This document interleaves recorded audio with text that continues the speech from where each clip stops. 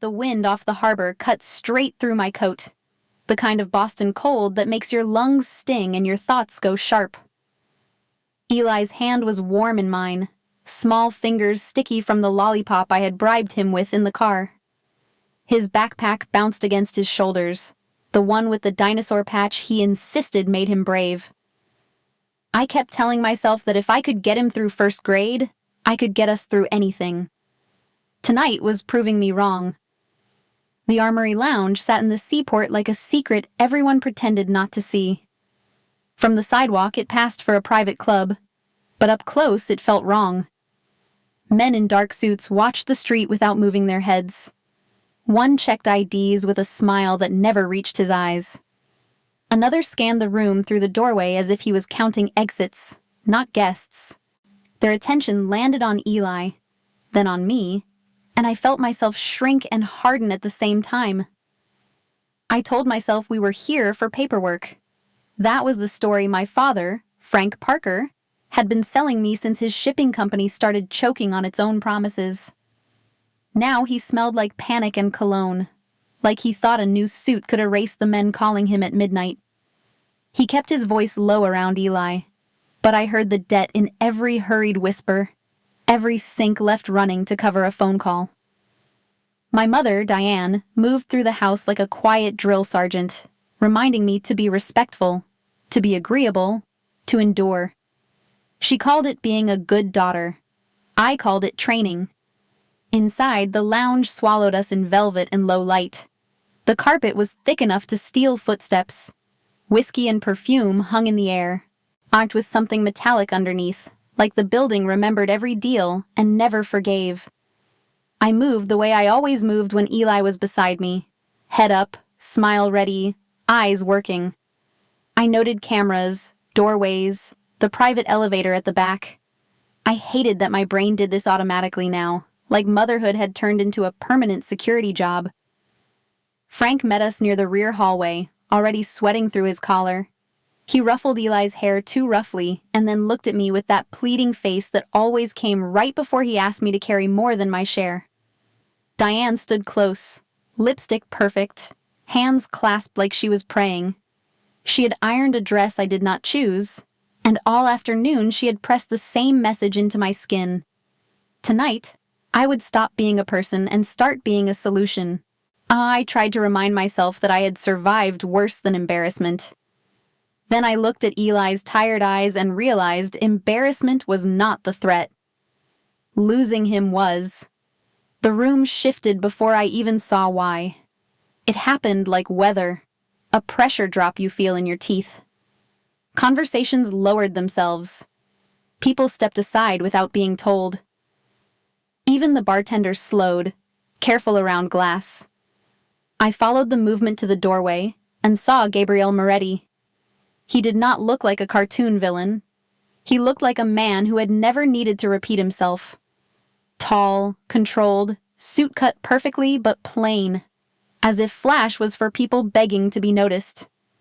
His gaze swept the room like a lock checking doors. When it landed on me, my spine straightened on instinct. Not because he threatened me with anything obvious, but because his attention felt heavy, like it carried consequences. Two men shadowed him. One was older, polished, with an expensive smile and eyes that kept flicking toward Gabe as if measuring his mood. The other was broader, built like a wall, scanning hands and exits with calm precision. I did not know their names yet, but I understood their roles. Conscience. Security. The kind of men who made sure power stayed power. Frank guided me forward with a hand at my elbow that pretended to be gentle. My stomach dropped when I saw the folder tucked under his arm. Thick paper, crisp corners, the kind of document that changed lives while pretending it was just ink. I pictured taking Eli back to the car, driving until the city turned into something ordinary, pretending this was a nightmare I could outrun. Then the elevator chimed behind us, and I realized the plan had never included my consent. The plan had only included my compliance. Frank's mouth moved in fast explanations, but all I heard was bargaining. Diane's hand pressed into the small of my back, steady as a shove. Eli leaned against my leg, bored and trusting, watching the suited men like they were part of a show. The metallic taste in my mouth sharpened. I finally understood what collateral meant. It was not just me. It was my son, my routines, my future, everything I loved enough to be threatened with. The private elevator doors slid open like a mouth. Someone gestured, not at Frank, not at Diane, but at me. My pulse thudded in my ears. I had come here thinking there would be more meetings, more signatures, more chances to find a crack to slip through. Instead, the truth landed, unsimple and brutal. The wedding was upstairs, tonight, and I was already walking into it alone. The elevator lifted us again, higher this time, and the noise from downstairs fell away like a curtain dropping. No music followed us. No wedding march, no laughter, just the hush of expensive carpet and controlled breathing. When the doors opened, I stepped into a room staged to look gentle. White flowers, candles, rows of velvet chairs. It felt like a set built by people who'd never believed in love. Eli tugged his clip-on tie, already itchy, and I kept my smile glued on while my stomach folded in on itself for Eli. I stood still. Only a handful of people were scattered around, spaced out like chess pieces. My father hovered near a table where the contract folder waited beside 2 pens, as if romance could be signed in duplicate. On my mother smoothed my dress with practiced fingers, drilling me to be polite and quiet. A courthouse judge in a plain suit flipped through papers without looking at faces. Near the windows, a man with eyes watched Gabe instead of me. Later, I learned he was Ethan Shaw. At the door, Miles Rourke checked the hallway twice, then fixed his gaze on anyone who moved. Gabe stood near the aisle that wasn't really an aisle, hands loose at his sides, face unreadable. People treated him like weather. You didn't argue with a storm, you adjusted and waited. I'd heard rumors in grocery lines and late-night texts, enough to know his name could empty a bar. I refused to imagine details. Glamour was a lie that hid consequences. Eli was guided to a chair and swung his legs, smelling of shampoo and crayons, trusting me to handle everything. His stale champagne and candle wax mixed with my sweat.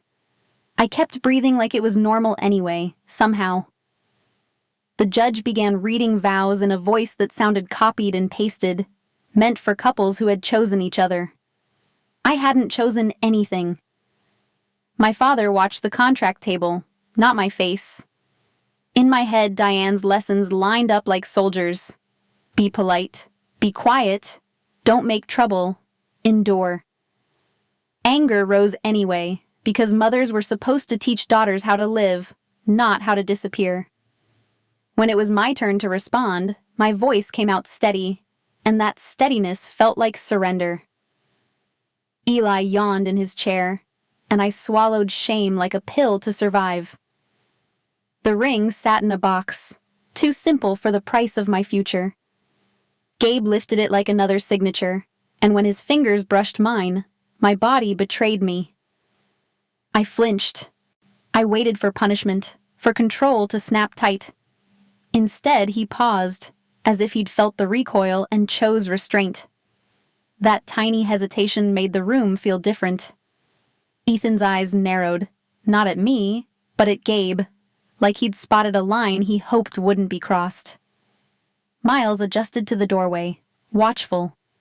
The silence had no music to soften it, only the sound of my breath.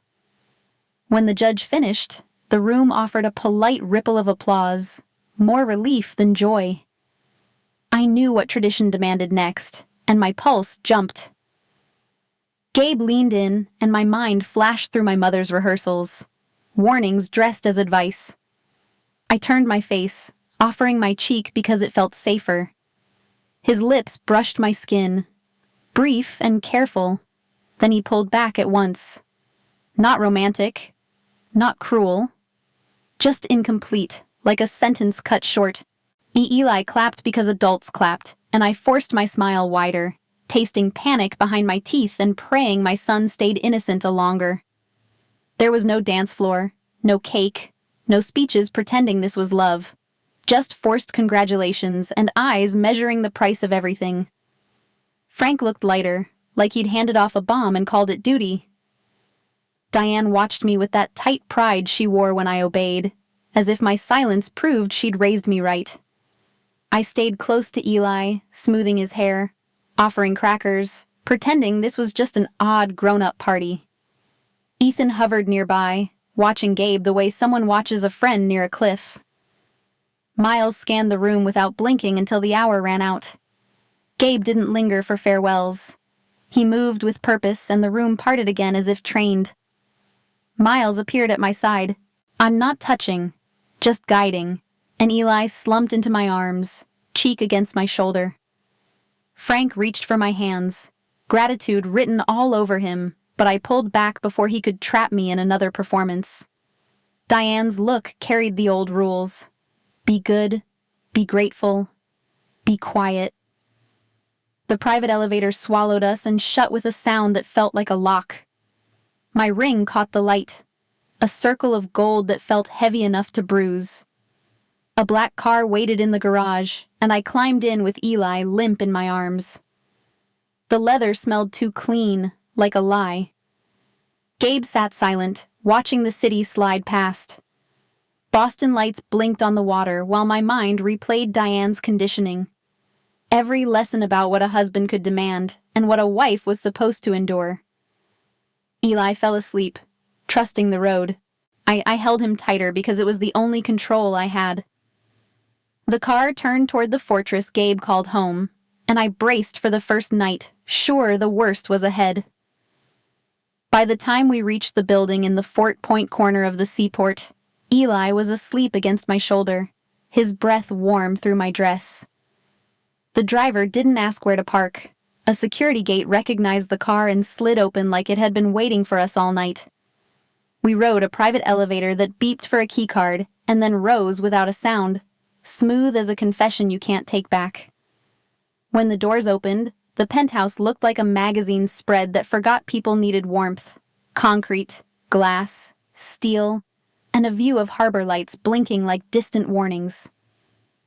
I stepped in, ring heavy, and my eyes did what they always did now, counting exits, corners, cameras, rules I hadn't learned yet at all. I carried Eli to a bedroom that was clearly prepared in advance, sheets turned down, a small nightlight already plugged in, a stuffed bear on the pillow that hadn't been his. That detail hit me hardest. The proof someone had planned my son into this arrangement the same way they planned the flowers upstairs. He blinked awake, mumbled for water, and I moved on autopilot, finding a glass, checking the faucet, smoothing his hair until his eyelids drooped again. Under my calm hands, my thoughts ran wild. My mother's voice lived in my bones, reminding me that a wife's body was part of a bargain, that resistance was childish, that silence was safety. I kept glancing toward the hallway, bracing for the moment the contract turned human and demanded payment. Gabe moved through the penthouse with the quiet certainty of someone who owned more than rooms. He didn't crowd me, but his presence filled the air anyway. I watched from the edge of the living room while pretending to listen for Eli, because looking directly at the man I had married felt like inviting a storm.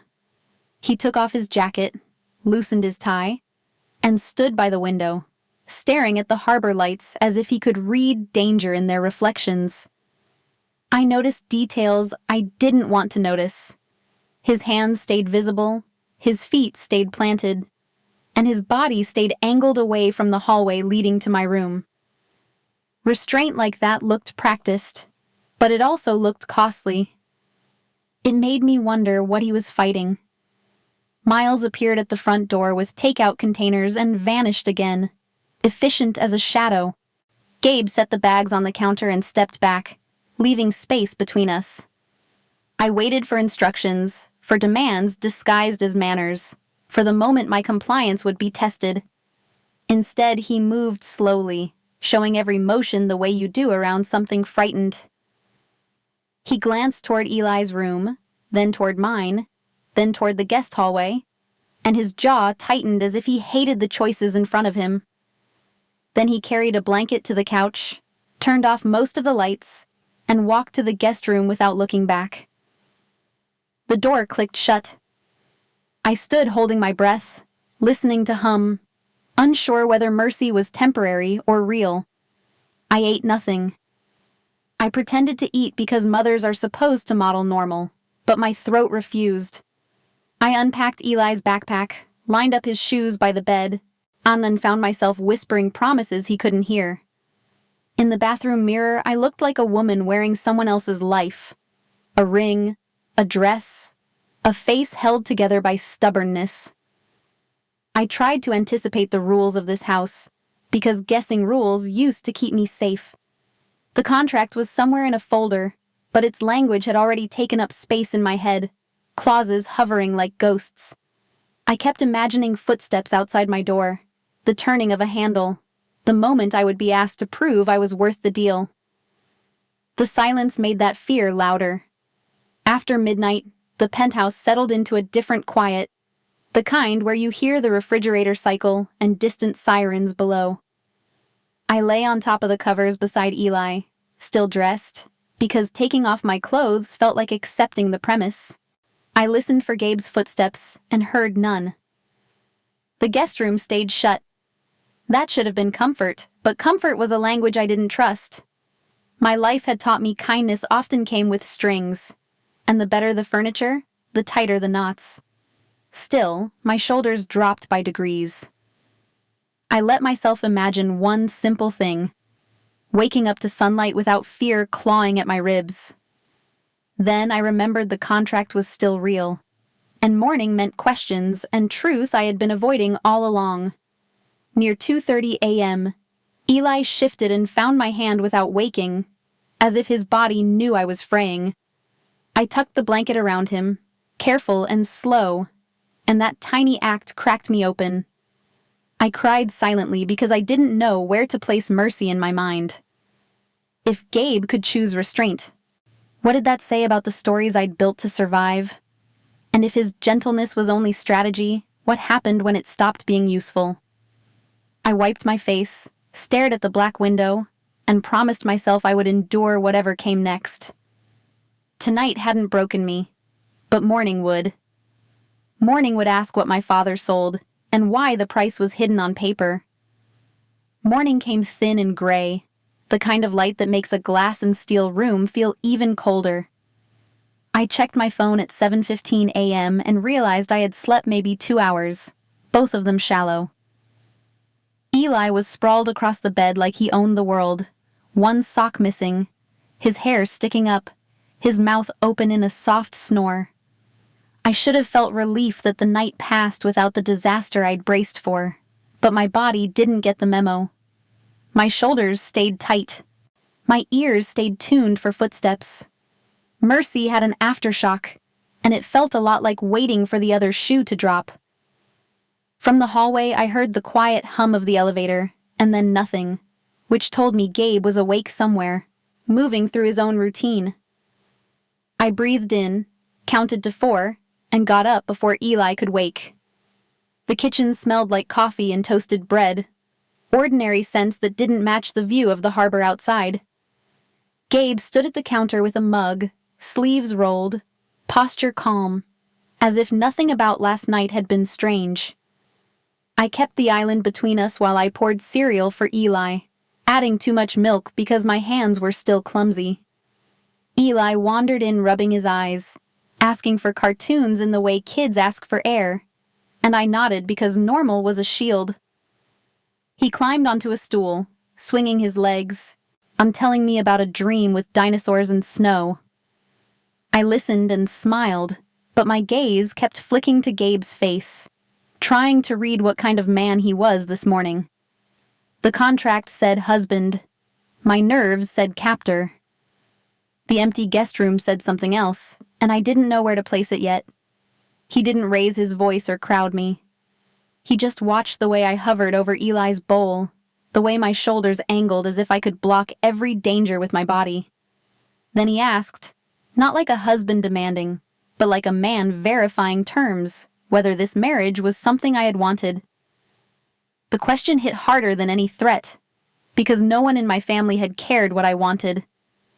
I felt my throat tighten and my cheeks burn. I admitted that I had been cornered.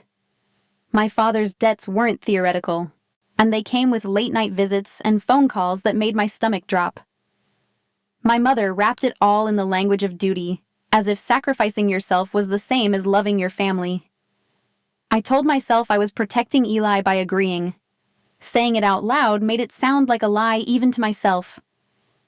Gabe set a folder on the counter, sliding it toward me without crossing the space I'd claimed. He pointed to a section and waited, letting the paper speak. I opened it with hands that wouldn't quite stop trembling. Page numbers ran along the bottom like a countdown, and when I reached page 14, my eyes caught on the part that mattered. Debt forgiveness, yes. And protection clauses, yes. But also a clean payment line that made my skin go cold. $3 million paid to Frank Parker, plus a percentage of future shipping revenue routed through specific ports. As my hearing fuzzed as if the room had filled with water. I stared at the ink until it stopped being words and became a price tag. Eli asked for more cereal, and I gave it to him without looking away from the page, because my body was on autopilot while my heart cracked open. I thought I had already known betrayal when Frank handed me into that elevator, but this was cleaner and worse. He hadn't just panicked and grabbed the nearest lifeline. He had negotiated. He had put a number beside my name and accepted it with a signature. I felt grief rise first, not for the man he was, but for the father I kept hoping existed underneath the pressure. Then anger followed, because I had listened when Diane told me endurance was love. I had believed the story that I was saving my family, when really I was funding my father's escape. Shame tried to settle on my shoulders, but I shook it off. Eli didn't deserve a mother who stayed quiet out of habit. He deserved a mother who understood the rules and rewrote them. I swallowed, closed the folder, and looked up at Gabe with a kind of focus. In that moment, I understood something simple.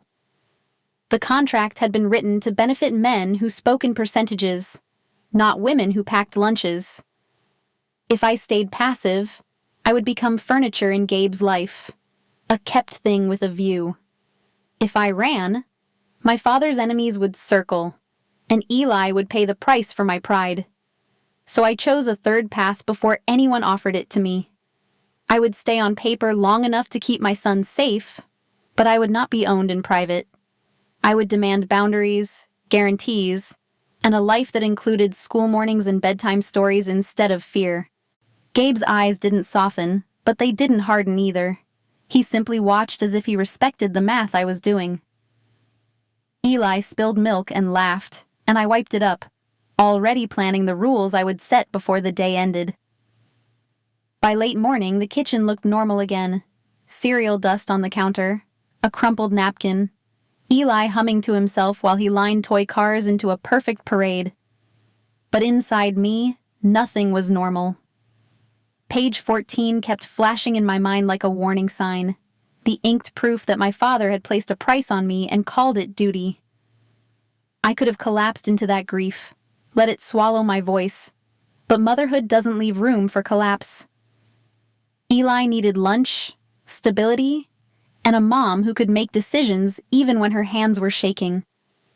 So I did what I always do when the world gets dangerous. I started making rules. I stayed on one side of the island while Gabe stood on the other, and I let the distance work like a fence until my thoughts lined up. I told myself I wasn't asking for kindness. I was building a system that kept my son safe. The marriage could stay on paper for his shipping routes, for his alliances, for whatever chessboard he lived on. But the private part of it, the part that touched my body, my mind, my child, was going to change. First, Eli stays a kid. No whisper networks around him, no little man jokes, no lessons about fear. He goes to school. He has bedtime stories. He has friends. His world stays small and bright as long as I can keep it that way. Second, my routines matter. If I say he naps at 1 o'clock, that's not negotiable because a tired 6-year-old is a ticking bomb. If I say I need to see his teacher, I see his teacher. If I say I need a grocery run without feeling hunted, we figure out how to do that. Third, my body is not a clause. I will not be pressured, cornered, or worn down. I will not be told that discomfort is part of being a wife. I don't care what lawyers typed into a contract. I care what my nervous system can survive. If Gabe needed appearances, we would handle them like actors who rehearse. A hand at my back in public, only if I knew it was coming. A photo op smile only if Eli wasn't watching me flinch. No surprises, no testing, no taking. Fourth, I get a door that closes. A separate bedroom if I want it. A lock if I need it. Space that belongs to me, not borrowed from someone else's power.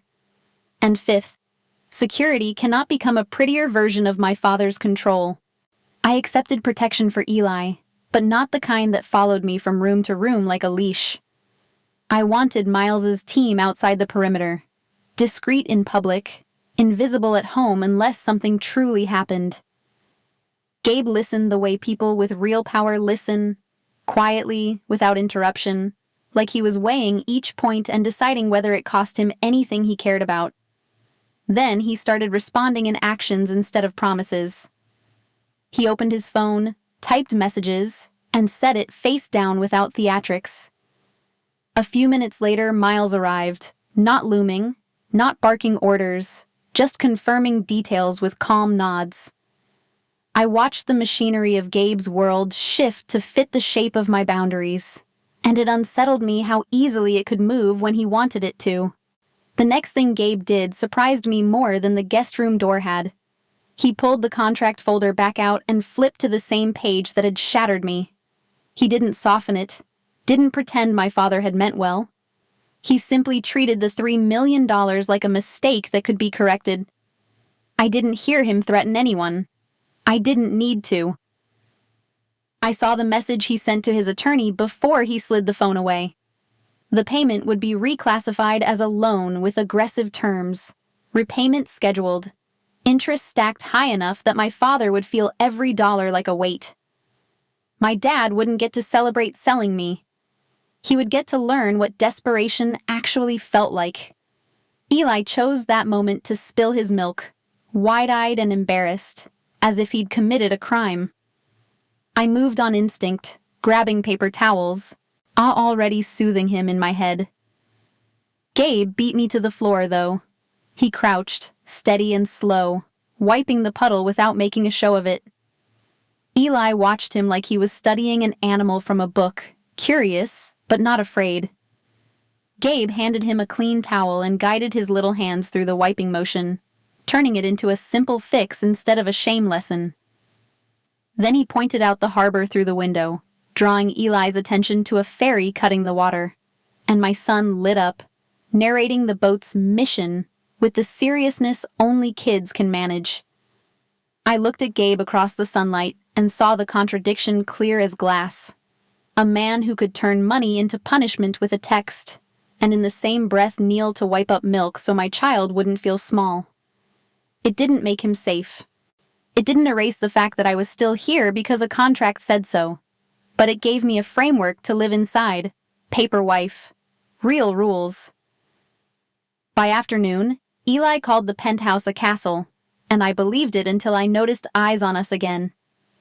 By the third morning, the penthouse had begun to feel less like a museum, and more like a place where a kid could leave fingerprints. Eli's dinosaur backpack rested by the door. My notes for his school enrollment were spread across the kitchen table, and the harbor wind made the window glass sing a soft, constant hum. I kept telling myself that routine was armor.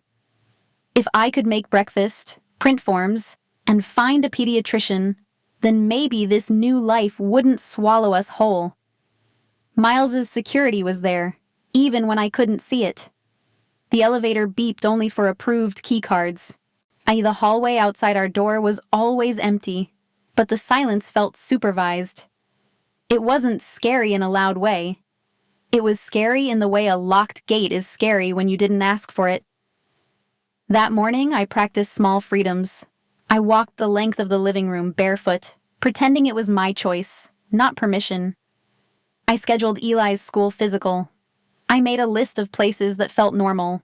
Libraries, parks, a little diner with sticky booths, because I needed a future that wasn't only survival. Gabe moved through calls and meetings with quiet focus. He didn't follow me. He didn't touch me. He watched the world beyond the windows like he was counting risks. At 2:40 p.m., I took Eli downstairs for a quick loop around the block, just enough to burn off his energy before dinner. The air smelled like salt and car exhaust. He hopped over sidewalk cracks and narrated his own adventure under his breath. I tried to convince myself my nerves were just leftover adrenaline from the wedding. We were back upstairs when Gabe's phone buzzed. The sound was ordinary, like any notification, but his whole posture changed. He looked at the screen and went still, not shocked, just instantly alert. He set the phone on the counter, face up, and stepped back as if he was giving me a choice to look or not. I looked, because fear hates empty spaces. The photo showed me and Eli outside the building, Eli pointing at a ferry on the water, my hand on his hood to keep him close. The angle was from across the street, clear enough to catch our block, sharp enough to prove someone had been watching for minutes. No message, no number I recognized. Just the image, like a finger pressed against glass. My mouth went dry so fast my tongue stuck to my teeth.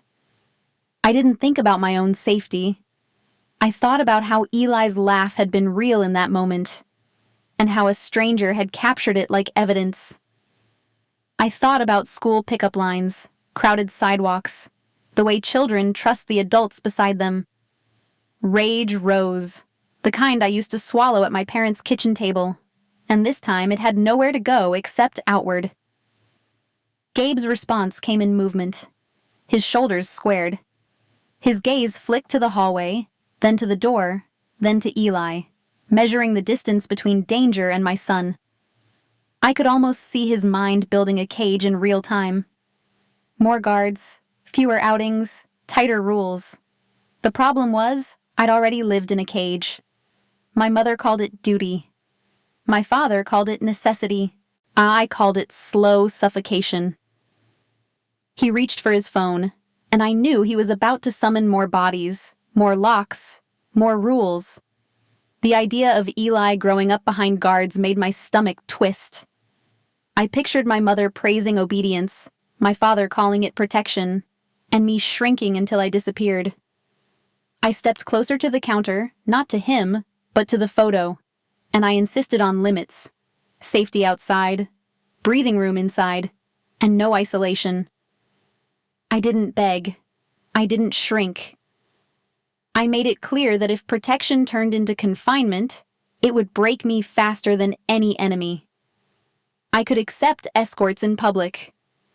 I could accept check-ins and routes and the annoying inconvenience of safety. But I would not have a man with a radio following me from room to room. And I would not let Eli grow up thinking freedom was something you earned by behaving. The compromise formed like a contract written in air. Miles would assign a discreet team when we left the building, close enough to react, far enough that Eli wouldn't feel hunted. I would share schedules, not because I was property, but because predictability keeps kids alive in a world that loves chaos. Inside the penthouse, the shadows would stay outside my door. If I needed space, I would get it. Even after the rules settled, the sting remained. Someone had looked at my child and decided he was a lever. That meant my life would never be quietly normal again.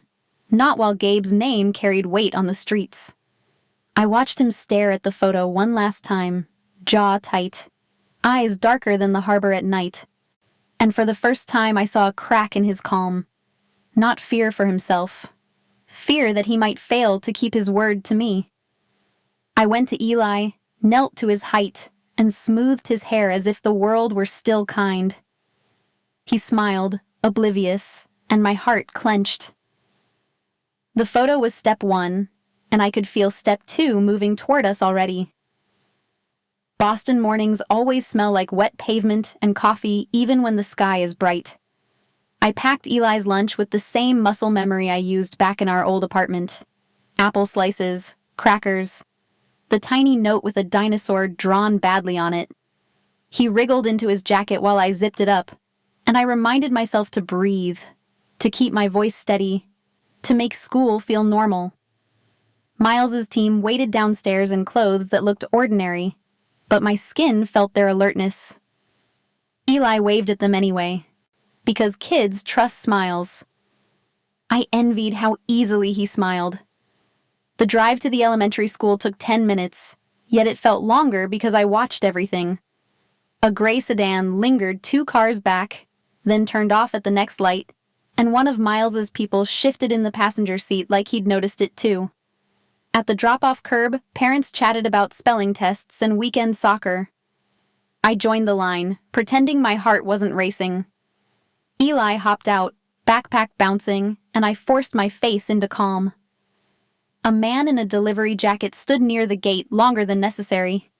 His eyes flicked to the kids, not packages. I reached for Eli's hand as he stepped back toward me, and in that same second the delivery man moved. He angled toward my son with a practiced friendliness that didn't match his tight shoulders. Eli paused, confused. I'm looking up for my cue.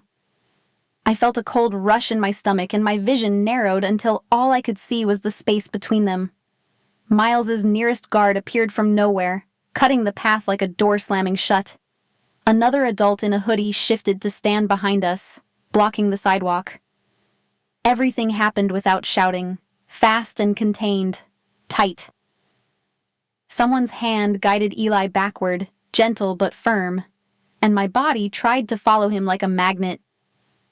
I heard a low instruction from the security team, then the scrape of shoes as the delivery man was redirected away from the gate.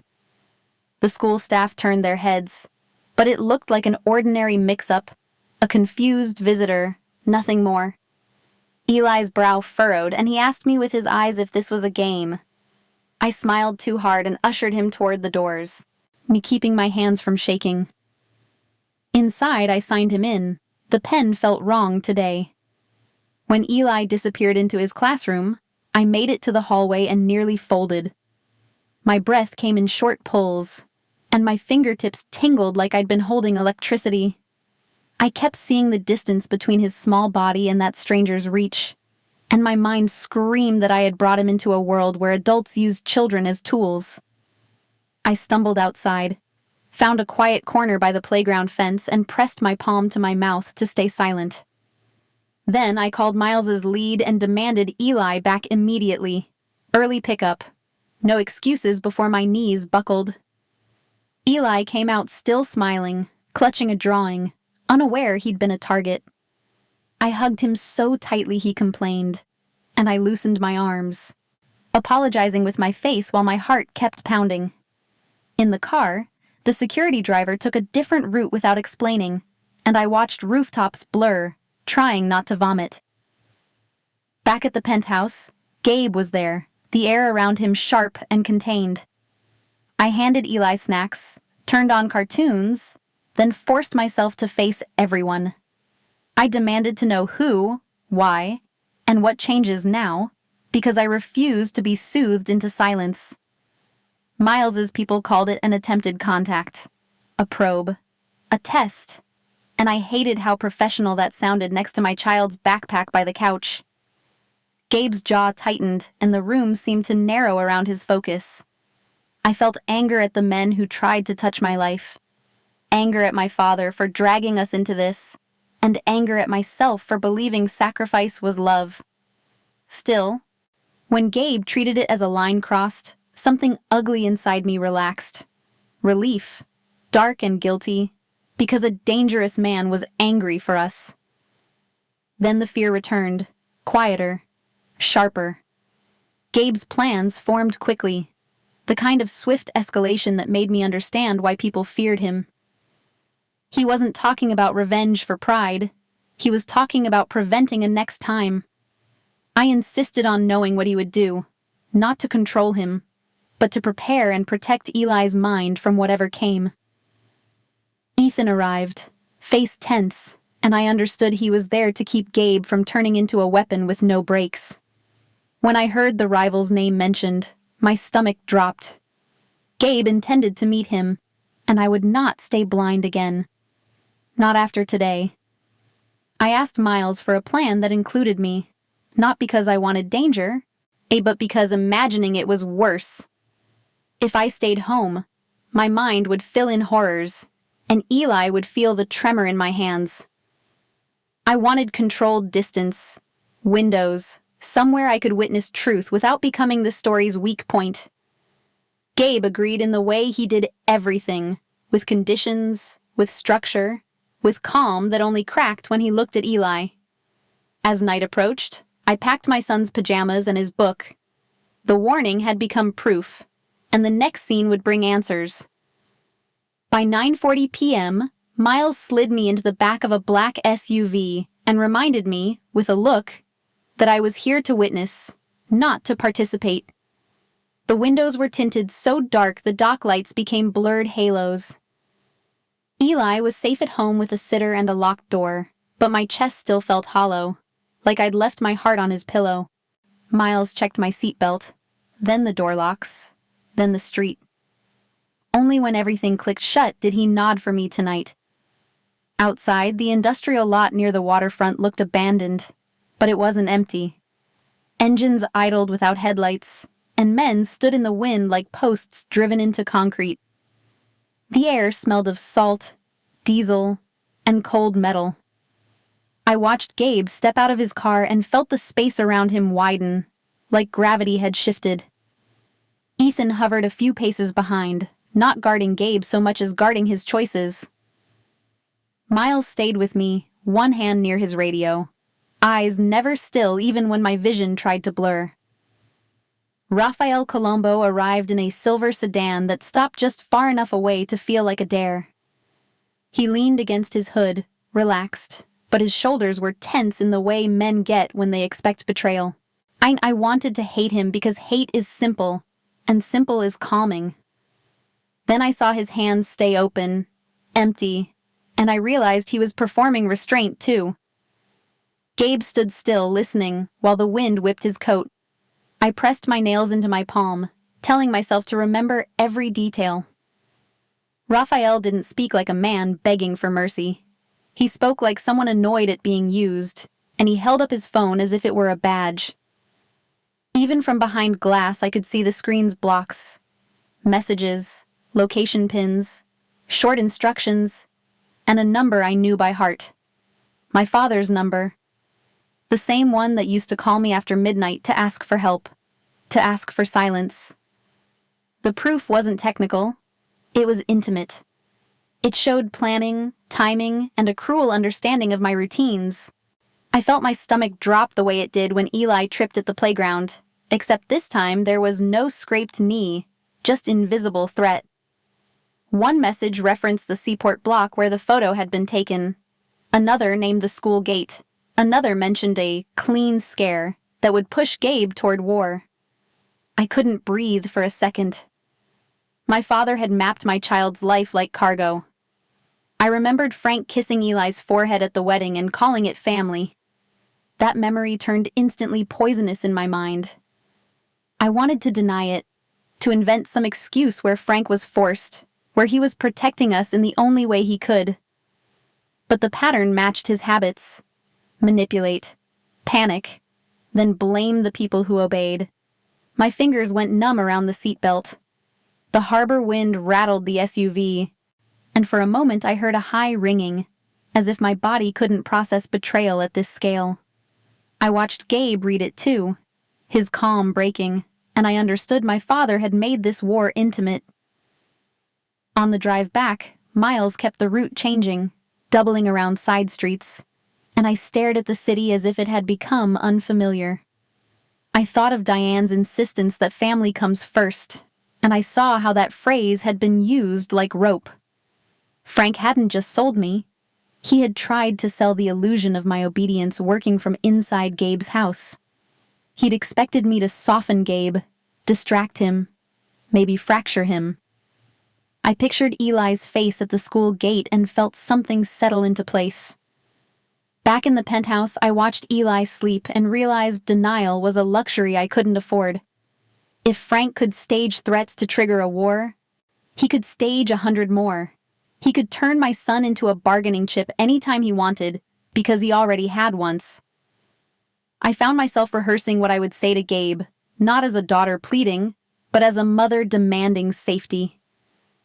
That thought terrified me. Protecting my son from strangers was hard. Protecting him from my father felt impossible until now. I didn't cry this time. The tears belonged to the version of me who still believed family meant shelter. I folded that version away and focused on the only truth that mattered. Eli had to grow up.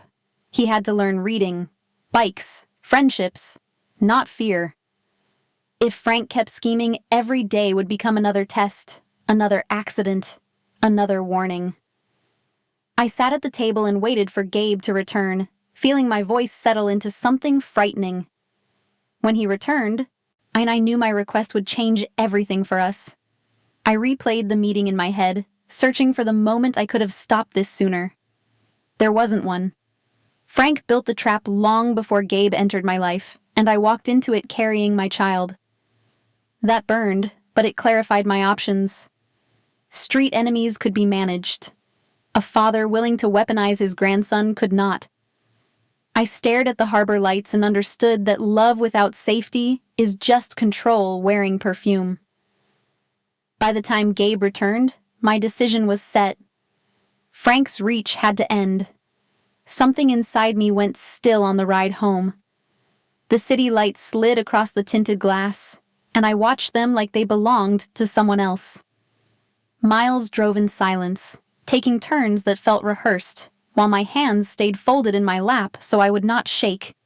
I kept thinking of that phone screen, the pinned locations, my father's number sitting there like a fingerprint. Gabe sat in the front seat, unmoving, as if he was holding a storm in his chest. I realized fear can change shape without leaving. It only waits, patient, until you look away. Back in the penthouse, the quiet sounded different. Too clean, too controlled. The harbor wind tapped the windows, and the building hummed like a machine that never slept. Miles posted outside, invisible but present, and Ethan lingered long enough to read Gabe's face before he left. I walked through rooms that still felt borrowed, seeing Eli's toy cars on the rug and the contract folder on the counter. My mind replayed every line of proof until it stopped being information and became a verdict. Frank had plotted around my son's schedule, and he had turned bedtime, school, and laughter into leverage. Eli needed his bath at 8, the same as always, and I clung to that predictability like a rope. I washed his hair, listened to him talk about dinosaurs, and nodded at the places where he expected nods. When he asked why grown-ups had looked serious at school, I gave him the soft answer he could carry, the kind that protects a child's sleep. I read his favorite book twice, even when my throat tightened, then tucked him under the blanket Gabe had bought. After his breathing steadied, my hands finally shook. I pressed forehead to the door and waited. In the dark hallway, I did the math I hated. If Frank could arrange a scare once, he could do it again, and next time someone might not step in fast enough. If I ran, he would chase the narrative, sell another story, and drag Eli into it like baggage. If I stayed quiet, he would keep pulling strings because quiet daughters are easy to use. My father had always escalated when he was cornered, blaming everyone else for the mess he made. I understood then that the threat was not outside. It was family. That truth tasted like rust. Gabe waited in the kitchen, arms braced on the counter, as if he expected my next words to cut. I told him I had seen enough proof to stop pretending. He did not argue with the evidence, but he did offer cleaner exits.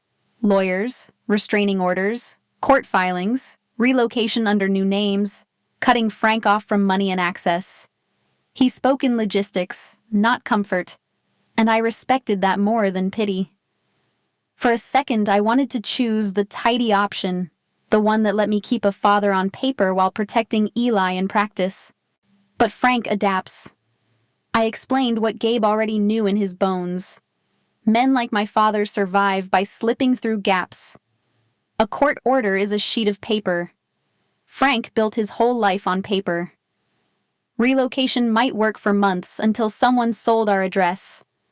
Cutting him off financially would only make him more desperate, and desperation is when he gets creative.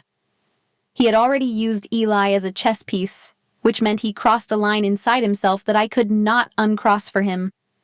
I could not gamble my son's future on my father finding conscience. Eli deserved certainty, always. When I finally said what I needed, my voice sounded calmer than I felt. I needed Frank removed as a threat in a way that could not boomerang back into Eli's life. I did not dress it up as justice or revenge. I named it what it was: protection, permanent and final. The word permanent tasted bitter because it pointed to consequences I could not pretend were clean. I watched Gabe's eyes tighten, not in surprise, but in recognition of the line I was asking him to cross with me.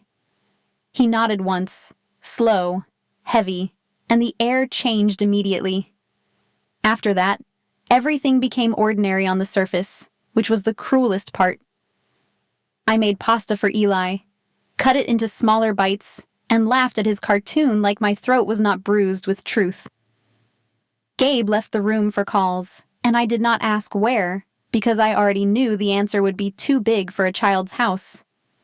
Relief crept in anyway, because the next time Frank tried to touch our life, he would hit a wall. I hated that I needed a wall made of Gabe. I cleaned dishes slowly, listening for my own heartbeat. Later, when the lights dimmed and Eli slept, I stood by the window and watched the harbor blink. I wondered what this decision made me. A mother, a monster, or simply a woman who refused to lose her child. Gabe returned with controlled heaviness, and I sensed the cost settling on him too. Crossing a line does not end anything. It invites new tests. Somewhere in his world, someone would try him again. Not with a photo, but with betrayal from inside. I felt it coming like thunder. If he chose mercy next, I would know he was real enough. By 6:30 a.m., I was rinsing cereal bowls, pretending the warm water could wash the night out of my hands. Eli sat at the table in dinosaur pajamas, drawing a ship with too many windows, while the harbor wind tapped the glass like impatient fingers. The penthouse looked calm, but my body stayed braced, awaiting for consequences. Gabe moved quietly in the background, taking calls, checking locks, watching the hallway the way I watched my son. I packed Eli's backpack, tucked in his note, and practiced smiling like nothing had changed even though my chest felt full of static. At 9:10 a.m. Miles arrived without his usual softness, coat still dusted with outside cold. He didn't have to speak loudly for me to feel the urgency. His eyes kept cutting toward Gabe, then back to the door, as if the apartment itself had begun to leak. Gabe straightened in one smooth motion, the kind that makes a room obey. I heard fragments through their controlled movements. A warehouse hid in Red Hook, a shipment gone, 2 guards shaken, security feeds wiped clean. The words meant one thing in their world. Someone inside knew enough to hurt him badly. I should have been thinking about school forms and lunch menus, but the news pulled me back into Gabe's orbit. This was the version of him Boston whispered about, the man who answered betrayal with an example. My stomach tightened because I had seen restraint from him, and I didn't know if it was a choice he could keep making under pressure. Eli asked if we could go to the park later, and I said yes, because children deserve yes when they can get it. Then Gabe's phone buzzed again, and the air turned sharp. Here, fear collects interest quietly. By early afternoon, Miles brought a name, not shouted but placed on the counter like a stone. It belonged to a man Gabe had trusted for years, someone who had waved at Eli like a neighbor. The betrayal stung even me, and I barely knew their world. When Gabe looked up from the reports, his face wasn't angry so much as tired, and that frightened me more. Miles explained the motive in careful pieces. A daughter with a rare condition, a hospital bill climbing past $300,000, a father watching time run out. My throat closed with understanding right then, too. I expected Gabe to become the man the city feared, the one who solved betrayal by making an example. Instead, he asked for details, not to humiliate, but to confirm. He called the hospital, requested the account, and typed a transfer while Miles watched, startled. The money moved fast, as if Gabe could bend time with a signature. Then he arranged relocation for the betrayer's family, new rent, and a strict rule that the man would never return to Gabe's work. No shouting, no violence, no spectacle. Just separation and a child receiving treatment. Mercy, I learned, can be enforced. That evening, Eli came home with a paper crown and announced he was king again. He wanted Gabe to approve the crown's spikes, and Gabe, unexpectedly patient, held the paper gently so it wouldn't rip. I watched from the sink, dish soap on my wrists, letting ordinary noise settle my nerves. Eli giggled when the crown slipped and called it a battle injury. For some minutes, the penthouse sounded like a home. Then Miles's radio crackled by the door, reminding me normal was borrowed. Still, Eli wore the crown through dinner, and I saw Gabe's mouth soften at the edges. After Eli went to bed, Gabe stood at the window, staring at the water like it could answer him. I could feel the weight of his decision, how it challenged the rules he grew up with. The easy path would have been punishment loud enough to scare everyone. Instead, he chose the harder path, and it didn't make him smaller. It made him precise. I walked up behind him and placed my hand on his arm, then stayed there, steady, not asking anything. He didn't flinch. He exhaled once, and I knew that was enough for him, for us. Later in the quiet kitchen, I noticed a new folder beside the contract drawer, crisp and unmarked. It wasn't the same paperwork that had trapped me. It looked like something prepared with care, like an exit sign someone bothered to install. I didn't open it, but the idea sat in my chest, terrifying. Gabe had shown me he could use power to protect without crushing. If he could do that with his enemies, maybe he could do it with me too. Hope felt riskier than fear, because fear tells you what to do. Hope asks you what you want now. I checked on Eli one last time, smoothing his blanket until his breathing slowed. Outside, the city moved on, but inside our walls, something had shifted. I had watched Gabe choose restraint when no one would have blamed cruelty.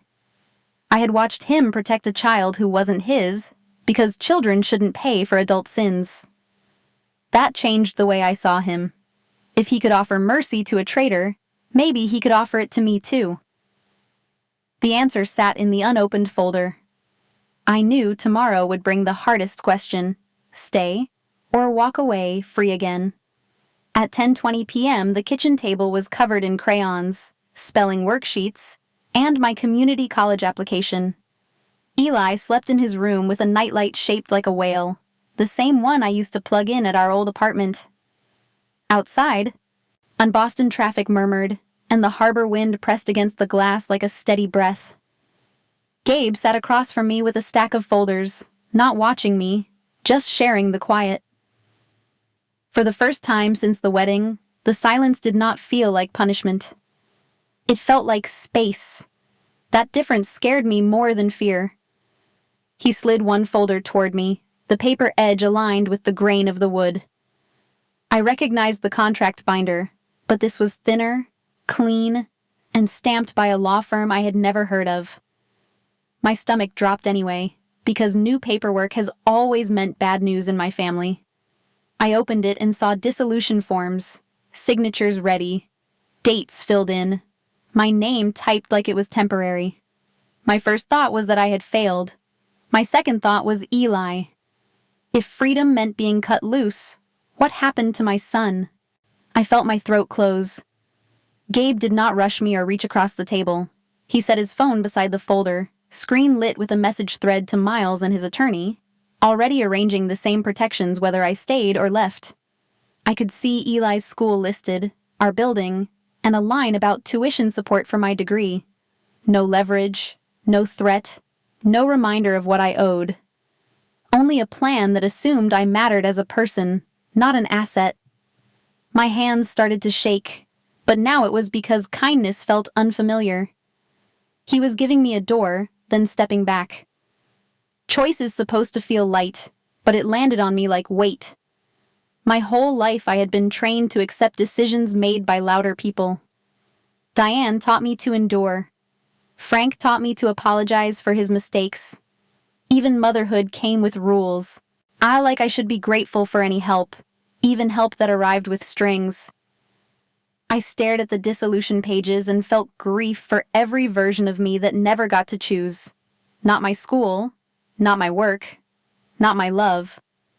Fear was familiar. Hope was new danger, because hope asked what I wanted. I picked up the pen and held it above the signature line.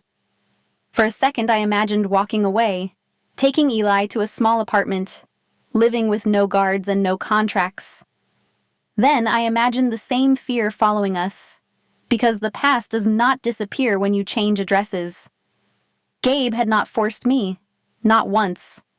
He had built boundaries when he could have built chains. He had protected my child even when it complicated his life.